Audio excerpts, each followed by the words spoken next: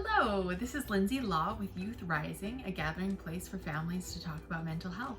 Last week we talked a little bit about believing the thoughts that we're trying to get in our brain.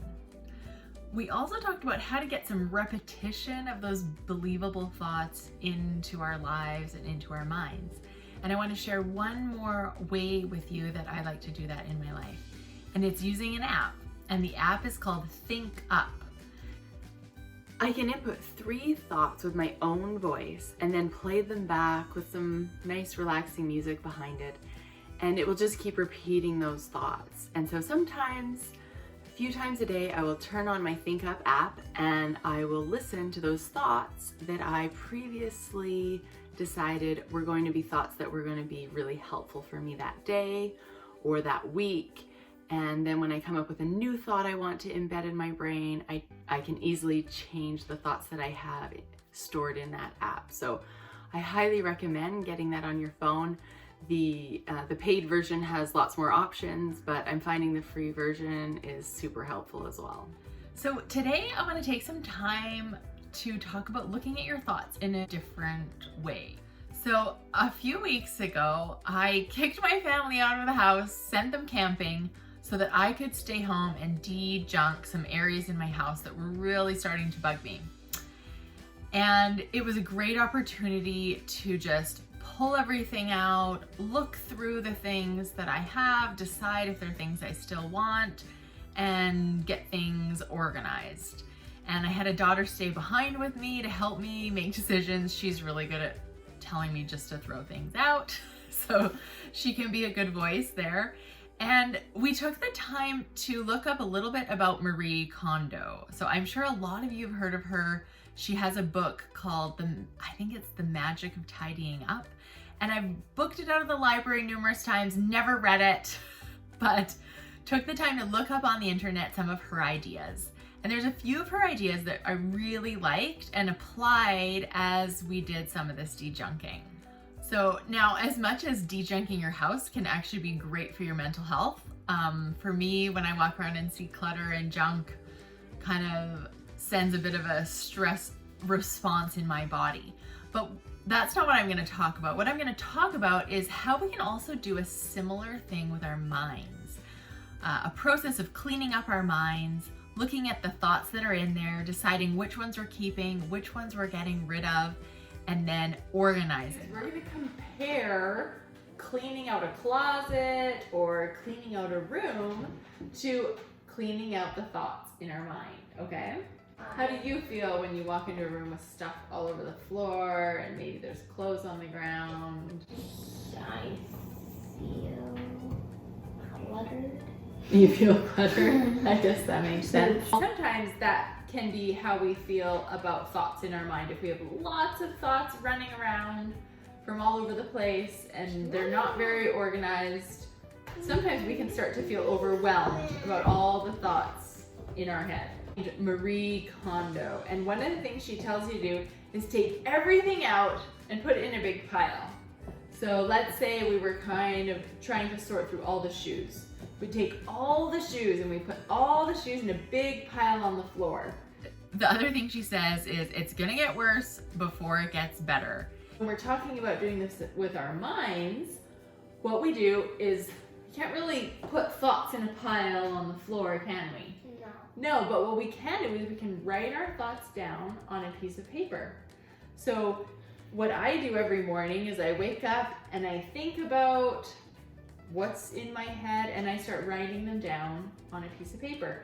And that's what we call a thought dump or a thought download.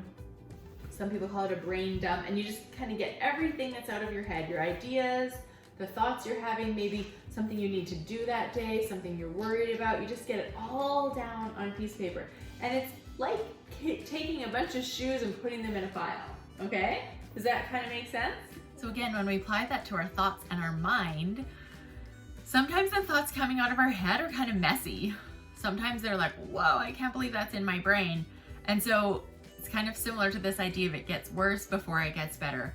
And so when you're writing down these thoughts, there's no judgment, there's no criticism, you just write them down.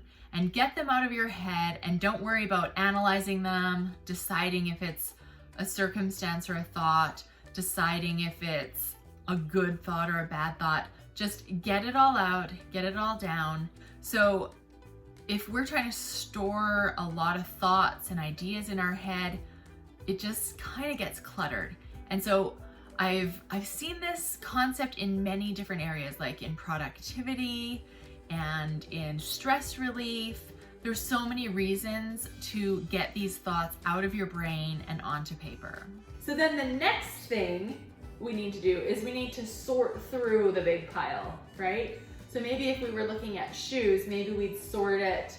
Maybe in our house we'd put boys' shoes on one side and girls' shoes on the other and start sorting through. Or maybe we'd sort them by size.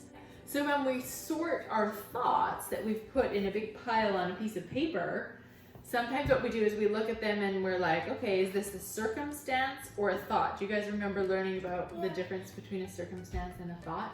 Because sometimes that helps us to determine whether it's a fact we're looking at or whether it's a thought we're looking at. The next step is we're going to ask some questions, okay? So let's say our big shoes, we've got them kind of sorted, right? We're going to pick up each pair of shoes and we're going to ask some questions.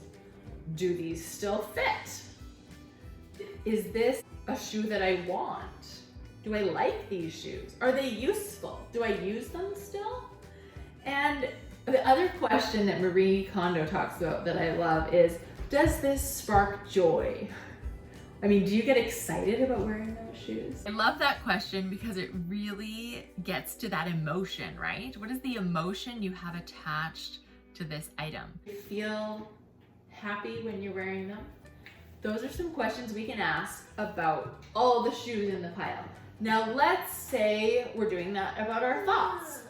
Let's say we look at the thoughts on our piece of paper and we can ask some very similar questions. We can say, is this thought useful to me? And then we can make a decision about if it's useful or not, whether we want to keep thinking that or not. We can also say, do I want this thought? Is this thought helping me in my life? Is this a helpful thought? And that fun question that I love is, does this thought spark joy? Does this thought in my life make me excited or feel happy? And is this something I want to keep? And sometimes... Are sad thoughts helpful? Sometimes they can be. Yeah, sometimes it's important to feel sad. And so that's why you look at it and you ask questions, because you get to decide which thoughts you get to keep and which thoughts are not useful to you. So this idea of a thought dump has been something I've actually applied in my life within the last few months, and I've found it extremely helpful. I try to do it in the mornings, every morning before I get going on my day, and then it allows me to kind of pull out some of the thoughts that have maybe been coming through the night or from the day before, and it just allows me to kind of look at them and see where my mindset is and see if there's thoughts that I want to keep going through the day, thoughts that I want to let go of, and I'm able to choose a thought that maybe I want to put into my Think Up app that I want to repeat throughout that day to help me have the right mindset to approach a certain child or approach a certain problem or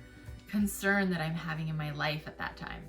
A lot of the reading I did about thought dumps on the internet referred to productivity or stress relief, and they say, well, once you get overwhelmed, then take the time to do a thought dump.